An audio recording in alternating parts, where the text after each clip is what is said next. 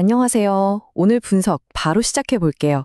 우리가 보통 전 세계의 어려운 사람들을 돕는다고 하면 딱 떠오르는 게 있죠? 뭐 음식이나 돈을 보내주고 집을 지어주는 것 같은 거요. 근데 만약에 이 모든 게 사실은 잘못된 방법이라면 어떨까요? 오늘 우리는 국제 원조에 대한 기존의 생각을 완전히 뒤집는 아주 급진적인 철학 하나를 깊이 파고 들어보겠습니다. 바로 이 질문에서 모든 게 시작됩니다. 우리가 좋은 뜻으로 하는 그 도움이 사실은 도움받는 사람의 성장을 가로막고 어쩌면 자립할 기회까지 빼앗는 행위일 수 있다는 거죠. 정말 도발적인 생각이죠? 눈앞에 가난을 보면 우린 본능적으로 반응해요. 집이라도 지어주고 싶고 깨끗한 물이라도 마실 수 있게 우물을 파주고 싶어 하잖아요. 그런데 오늘 우리가 살펴볼 주장의 핵심은 잠깐 멈추라는 겁니다. 바로 그 행동이 그들의 고난 속에 담겨 있는 더 깊은 배움의 기회, 그러니까 스스로 깨달음을 얻어서 성장할 기회를 우리가 앗아가는 걸 수도 있다는 거예요. 자, 그럼 한번 자세히 들여다볼까요?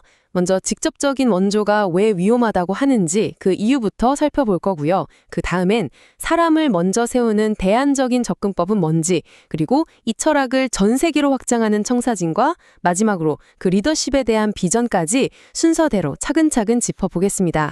첫 번째 섹션입니다. 이 주장의 가장 근본적인 생각은 이 세상의 모든 어려움에는 다 이유가 있다는 거예요. 그러니까 고난이라는 게 그냥 힘든 게 아니라 스스로를 돌아보고 무언가를 깨닫게 하려고 주어진 일종의 과제 같은 거라는 거죠. 이 인용구가 그 핵심을 정확히 보여주는데요. 외부에서 너무 쉽게 문제를 해결해주면 당사자는 내가 왜 이렇게 힘들지 하고 성찰하고 그걸 극복하려고 노력할 동기 자체를 잃어버리게 된다는 겁니다. 어떻게 보면 신이 준 교훈을 우리가 중간에서 가로채는 셈이라는 그런 이야기입니다. 자, 이 슬라이드를 보면 두 철학이 얼마나 다른지 확 드러나죠. 기존의 원조는 당장 눈앞의 고통, 그러니까 외부의 문제를 해결해 주는 게 목표잖아요. 근데 여기서 말하는 진정한 도움은 그게 아닙니다. 내적인 성장, 즉 스스로 일어서게 만드는 게 목표라는 거죠. 흔히 고기를 잡아주는 것과 고기 잡는 법을 가르치는 것의 차이라고들 하는데 여긴 한 발 더 나아가서 내가 왜 고기를 잡아야 하는가를 스스로 깨닫게 만드는 데 초점을 맞춥니다. 그럼 그냥 아무것도 도와주지 말고 지켜만 보라는 걸까요? 아니요, 그건 아닙니다. 이 철학은 그냥 비판에서 끝나는 게 아니라 사람을 세우는 아주 구체적인 대안을 제시하거든요. 자, 그 방법론을 한번 자세히 살펴보겠습니다. 이 방법들을 보면 정말 체계적이라는 생각이 드는데요. 무작정 돕는 게 아니에요. 첫째, 이 사람이 왜 힘들어하는지 그 근본 원인부터 이해하고, 둘째, 스스로 이걸 이겨내려는 의지가 조금이라도 보이는지 지켜보는 겁니다. 그러다 그 의지가 보이면 셋째, 아주 작게 점진적으로 지원을 시작해요. 마지막으로 그 사람의 노력에 따라서 도움의 수위를 조절하는 거죠. 마치 실력 좋은 개인 트레이너가 옆에 딱 붙여서 관리해주는 느낌이랄까요? 그래서 핵심은 바로 이겁니다. 이들이 말하는 진정한 봉사는 가만히 있는 사람한테 뭘 주는 행위가 아니라는 거예요. 스스로 나아지려고 애쓰는 사람, 그 노력이 헛되지 않도록 살짝 힘을 보태주는 것. 그게 진짜 봉사라는 새로운 정의입니다. 도움에 대한 패러다임을 완전히 바꾸는 생각이죠. 자, 좋습니다. 한 사람을 돕는 이 철학을 어떻게 국가 단위로, 아니 전 세계의 기아와 가난 문제를 해결하는 데까지 적용할 수 있을까요?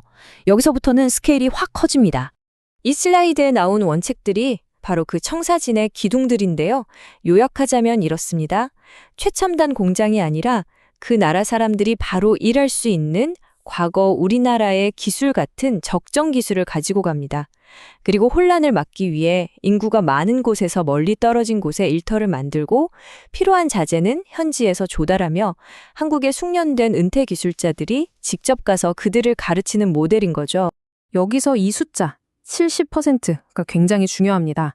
이 원칙은 단순히 공장 하나 짓고 끝내는 게 아니라 그 지역의 자재 생산부터 가공, 노동력까지 함께 발전시키는 하나의 거대한 경제 생태계를 만들겠다는 목표를 보여주기 때문이에요.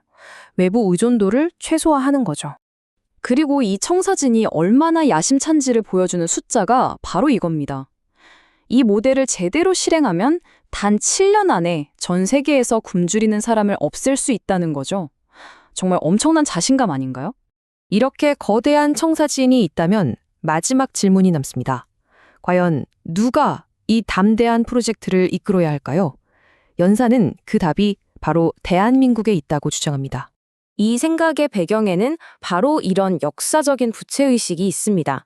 전쟁 이후 폐허에서 국제사회의 도움으로 일어선 만큼 이제는 한국이 그 빚을 인류에게 갚아야 할 때라는 겁니다.